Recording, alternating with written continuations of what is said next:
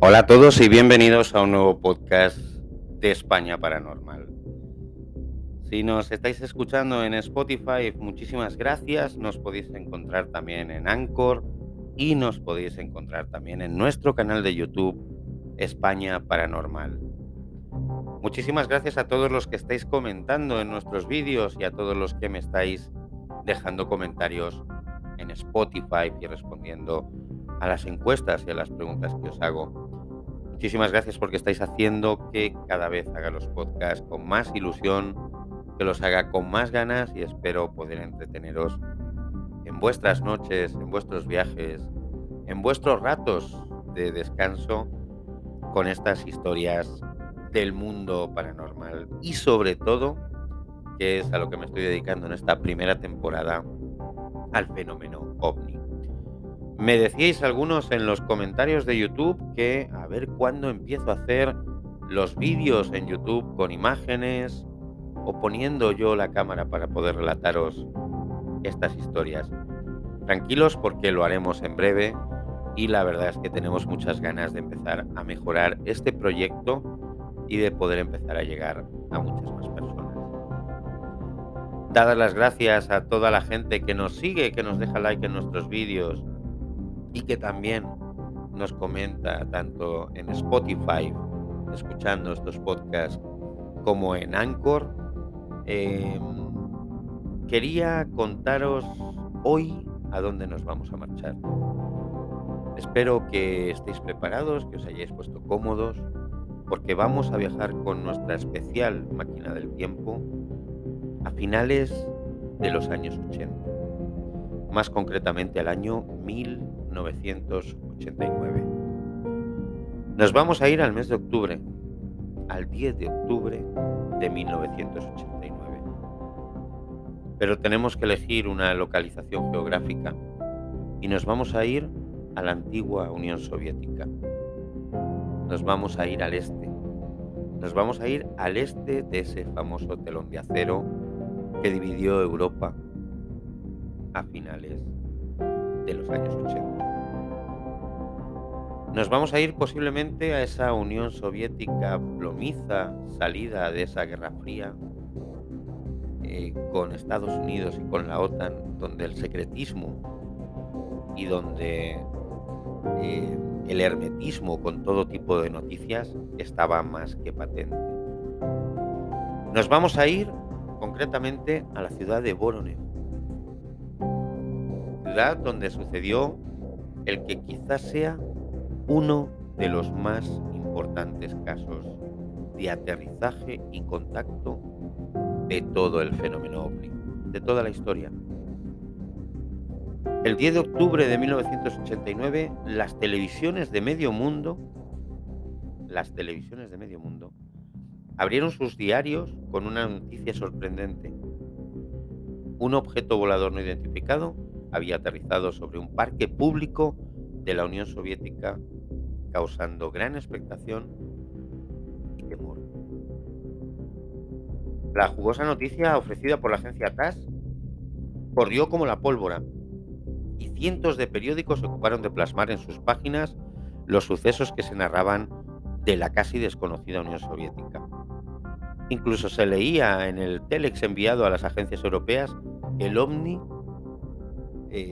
aterrizó y de él surgieron unos extraños y gigantescos seres acompañados de un robot que hicieron desaparecer a un niño que había en las inmediaciones, utilizando para ello una especie de pistola de rayos.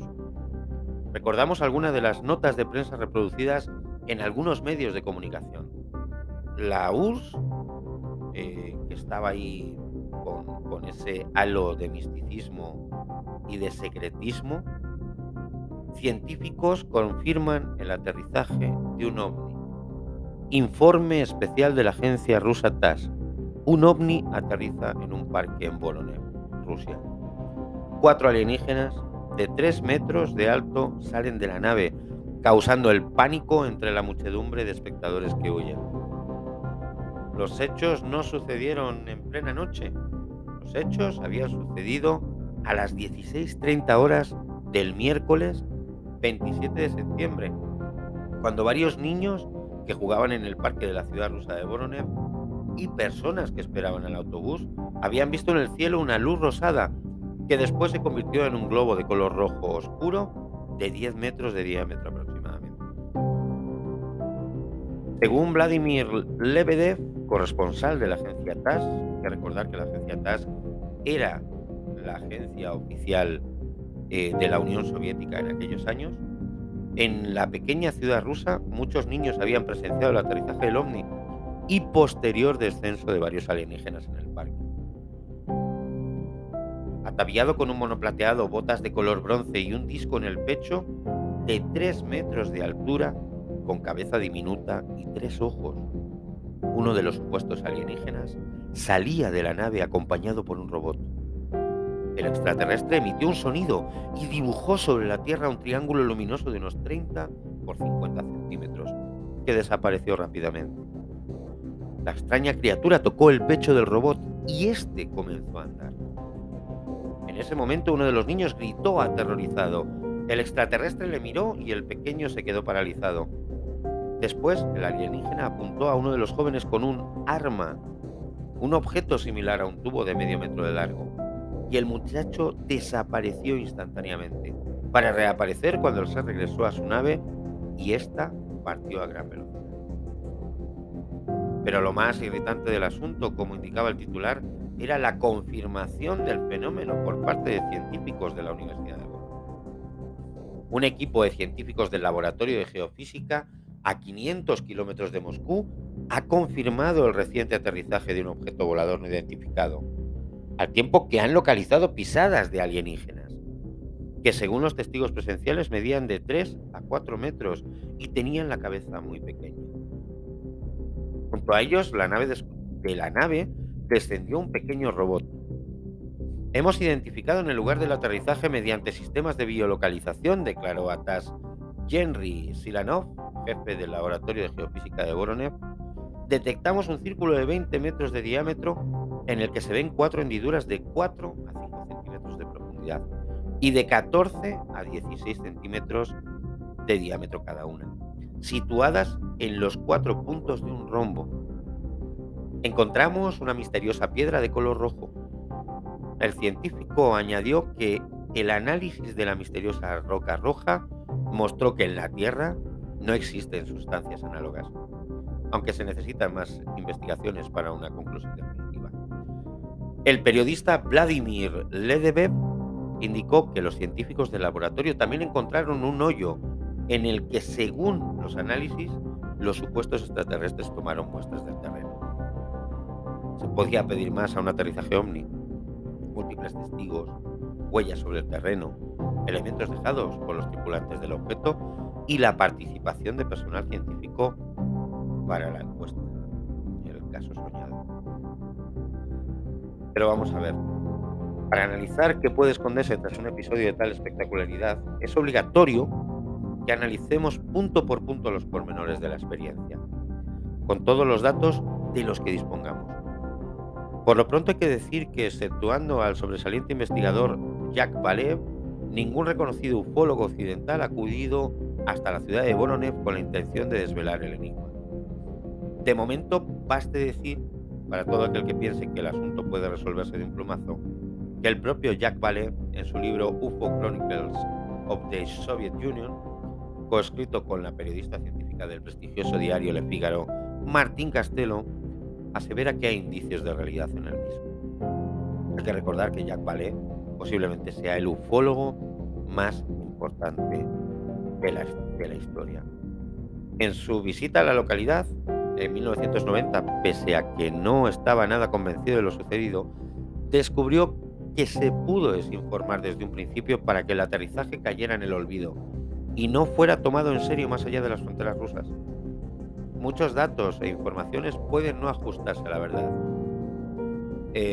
La utilización del símbolo Unmita es una de las cuestiones que más hizo dudar a Vallée en un principio sobre la credibilidad del aterrizaje, y a su vez le confirmaría, una vez desarrolladas todas las pesquisas, la posible participación de agentes externos a los testigos para añadir detalles fraudulentos a la experiencia. La manipulación obviamente ha de tener un propósito, que sería restar credibilidad a un hecho y crear confusión. Por tanto, algo de realidad debía de haber tras el singular episodio OVNI. Como ejemplo del interés en zanjar el asunto por la vía rápida, veamos la siguiente nota de prensa reproducida solo 2 días después. Decía así: el corresponsal de TASS que dio el notición de los ovnis, un amante del bosque. Otra noticia decía: el redactor jefe adjunto de la agencia de noticias soviéticas TASS, Igor Yefimov, declaró que no cree en la historia del ovni de la ciudad rusa de Voronezh, difundida anteayer por un corresponsal de la agencia conocido por su amor al bosque. El reportero Vladimir Ledebev deberá examinar el caso con lupa, dijo Yefimov. Con esta nueva panorámica de los acontecimientos podemos afrontar una revisión de lo acontecido en Voronezh e intentar dilucidar qué ocurrió aquella tarde de una populosa localidad rusa que ha pasado por méritos propios a los anales de la ufología internacional como uno de los sucesos más debatidos, controvertidos y mediáticos que se han conocido. Al poco tiempo se presentó en el parque el científico Yergy Sinalov, jefe del Laboratorio de Geofísica de Voronezh y destacado miembro de un grupo de investigación de fenómenos anómalos de la ciudad, por lo que se supone que su participación en el caso se debe más a una iniciativa particular y privada que a una determinación del citado laboratorio por esclarecer los hechos. Situado en el lugar del supuesto aterrizaje, Silanov descubrió como posteriormente indicaría la prensa, concretamente al periodista Vladimir Ledebev, 4 huellas formando un rombo que atribuyó a las patas del ovni y una huella circular de 20 metros de diámetro. Las marcas ocasionadas por las patas se pudieron medir y fotografiar, situándose entre unos 4 o 5 centímetros de profundidad y entre 14 o 16 de diámetro. Así que el peso del artefacto se estimó en unas 11 toneladas. Es decir, este objeto que aterrizó en este parque debía de pesar, por las mediciones que se hicieron, 11 toneladas. A este respecto, Jacques Vallée afirmaba en su libro que coincidía plenamente con la gama de las estimaciones alcanzadas por los científicos franceses que estudiaron marcas físicas en aterrizajes ovnis durante la oleada sucedida en Francia en 1954. La altura de las patas debería ser considerable, ¿de acuerdo? Ya que los ramajes no presentaban torceduras ni roturas y los gigantes trabajaron en los alrededores con cierta comodidad. En la misma zona, el científico ruso encontró una extraña piedra roja oscura, parecida a la arenisca. Algunas citas hablan de 2 piedras rojas, que en un principio y tras un examen mineralógico se dijo era desconocida en nuestro planeta. Sin embargo, a los pocos días la prensa anunciaba en una nueva entrega que, analizada la piedra, no se detecta ningún componente extraño. Uno de los elementos más importantes y desconcertantes hallados en el lugar del aterrizaje se realizó cuando Silanov descubrió que existía un elevado grado de radioactividad entre las 4 huellas. Este detalle fue oficializado y confirmado plenamente por una comisión estatal en la que participó Vladimir Snartov. Lo del tema de la radioactividad es algo que se repite en muchísimos encuentros con estos objetos. La verdad es que suele ser algo muy habitual en este tipo de fenómenos. Este detalle fue oficializado y confirmado plenamente por esta comisión estatal, ¿de acuerdo? Y también esta agencia estaba un poco preocupado por la salud pública de los habitantes de la urbe. Aunque se pronunció negativamente sobre el supuesto aterrizaje ovni, el experto confirmó que en el área se registró el doble de radioactividad a lo que sería normal para esa zona. El citado grupo, encabezado por Igor Saratostev, vicerrector de la Universidad de Voronezh, llegó a la conclusión de que la presencia de una cantidad mayor que la media de cesio, isótopo radioactivo, no constituye prueba suficiente. Después de la catástrofe de Chernóbil, se han encontrado cesio en cantidades superiores a lo normal en muchas zonas de nuestro país. Después se atribuía este alto grado de radioactividad al escape producido unos años antes en la central nuclear de Chernóbil. Pero resulta chocante que el único lugar del extenso parque que registró este grado anormal de radioactividad fuera un punto, precisamente entre las 4 marcas que supuestamente habían sido dejadas por el aterrizaje del extraño aparato. Y si bien es cierto que muchas localidades rusas se vieron afectadas por el terrible accidente de Chernóbil, en algunos mapas elaborados por los contagios, perdón, sobre los contagios, no se señala a Voronezh hasta el día del citado aterrizaje, encontrándose a unos 300 kilómetros de la ciudad más cercana afectada por el escape. Pero existen más indicios que apuntan a que algo extraño tuvo lugar en Voronezh. Periodistas de la agencia EFE, que telefonearon en aquellas fechas a la policía de la citada ciudad para intentar corroborar el telex de TASS, se llevaron una grata sorpresa. La central de las milicias, es decir, la policía uniformada, informó que durante varios días, entre el 23 y el 27 de septiembre, recibieron decenas de llamadas denunciando la aparición en los cielos de extrañas luces. Incluso le relataron los supuestos encuentros con extraterrestres. Pero ahí no acaba la historia. Un funcionario de la milicia local afirmó a la agencia de prensa occidental que había acompañado a los científicos de la sección de estudios de fenómenos anómalos de la ciudad, quienes cavaron un hoyo de 35 centímetros de profundidad y 2,5 de diámetro, en el que encontraron escorias de metal desconocido que no reacciona con ácido alguno. Estos hallazgos fueron adjudicados también a la comisión científica, que aseguraba haber hallado hasta 17 fragmentos de un material misterioso. Jamás se hicieron públicos los resultados de estos elementos, pese a que otros investigadores soviéticos los reclamaron. Pero hubo más. Los periodistas españoles enviados por informe semanal a Voronezh para cubrir la noticia no tuvieron permiso para entrevistar a los adultos. Y solo se les consintió hablar con Yergy Silanov y varios niños para dar una imagen al público occidental de que el caso era fruto de la imaginación infantil. Actitud ridícula y poco rigurosa, pues había elementos que avalaban la presencia de varios adultos.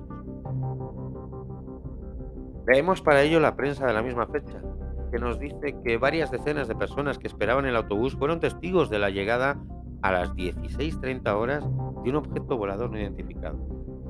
Según el corresponsal de Sovietska Kultura, el lugar estaba abarrotado de gente que esperaba el autobús y la muchedumbre pudo ver claramente cómo se abría la compuerta del ovni y al humanoide que apareció en la abertura.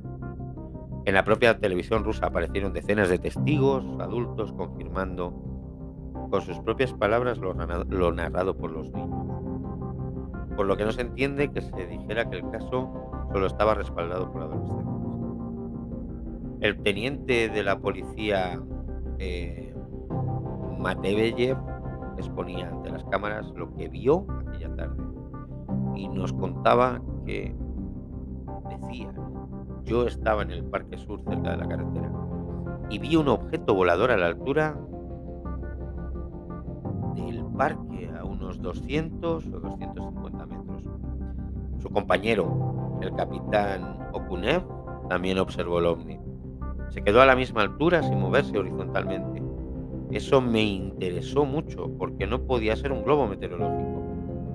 Por su parte, el oficial Alexander habló de los humanoides de la siguiente forma: era enorme, más que nosotros, y parecía fuerte. Algunos de los chicos incluso fueron entrevistados pasados algunos años y volvieron a ratificar sus primeras declaraciones. No obstante, nunca se pudo aclarar uno de los detalles que más intrigó a los investigadores, incluido al propio Valev: la imposibilidad de localizar al supuesto joven que desapareció al recibir el haz luminoso del tubo que portaba uno de los humanoides. Tras estudiar el suceso, queda claro que algo inusitado sucedió en la ciudad de Voronezh, pero las pruebas definitivas pueden estar durmiendo en algún oscuro archivador, aguardando otra revolucionaria perestroika. Espero que el caso os haya gustado.